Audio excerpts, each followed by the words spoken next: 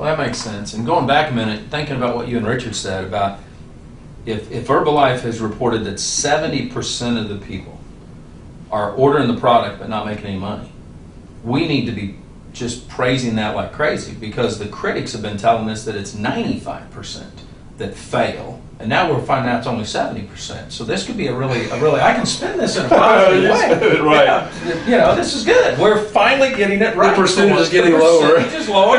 More people are succeeding. So this is a win in the 21st century. It's amazing how people can spin whatever the statistic is they want to. And as you said earlier, figures don't lie, but liars sure can figure. Oh, in a heartbeat. And I see it all the time. And you try to explain to them. And I've used the DSA many times, because I said, look, this is, every regulator uses the DSA figures. I can take you to IRS websites, FTC websites, it's there. So if that's the benchmark that has been accepted by other governmental agencies, then we need to use that. And they're pretty good at breaking it out. I know they've got a small amount of members, but they do break it out pretty good. But yet every critic I've talked to, well, that doesn't count. So why doesn't it count? Well, some of those are party plan. Okay, that's a comp plan. That has nothing to do with the company itself. It's the whole failure rate. We get beat up with the failure rate. And the bottom line is, when it's $100 to join a program, people can join and they can do nothing, right? And they're considered a failure. They're in the failure statistic. I literally almost bought a franchise in Tennessee. It was going to be a fitness gym. I thought it was a good franchise opportunity. Almost. I would have invested over time $250,000. Wow, me and my partners. Just over time, it was a good business, going to make money. But it turns out there was a rec center opening up next door, much lower price. I would have lost everything in that kind of a deal. And now, would I have been a victim? I don't know. I just think in business, that's part of the equation. Right? There's the potential for upside, but there's the potential for downside. A lot of people lose their shirts starting up companies. 9 out of 10 of them fail. Right? And then 5 years from now, the majority of those fail. Oh, yeah. Retail establishments, my goodness, churn and burn. But yet those industries don't get the kind of knocks. They don't get the kind of knocks that we get. The franchise industry, they don't get the kind of knocks that we get. I still love the space.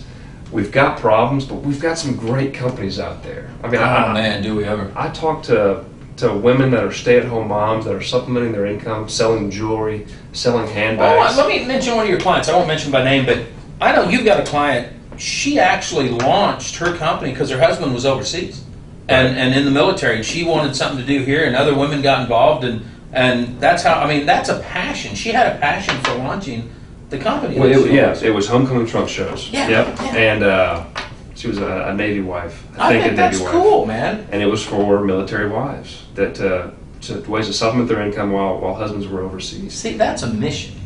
Yeah, there's a lot of companies with great stories and that mean well. The ones that get the press are the ones that push the envelope, but that shouldn't define the entire space. The entire space is $160 billion worldwide. It's a large space. So if you want to single out a company here and there, they're out there. We got some problems. But there's a lot of really good folks out there that believe in their product. They're not trying to be the next Richard DeVos. They're not trying to build a $12 billion business. They want to build a good company, right? To leave a good legacy because they believe in the product. I've heard so many neat, fun product stories.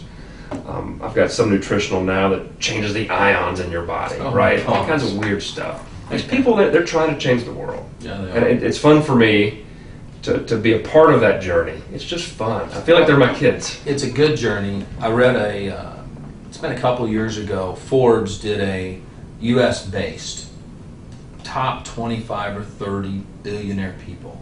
And as they did each story, the one common denominator is none of them started their businesses because of money.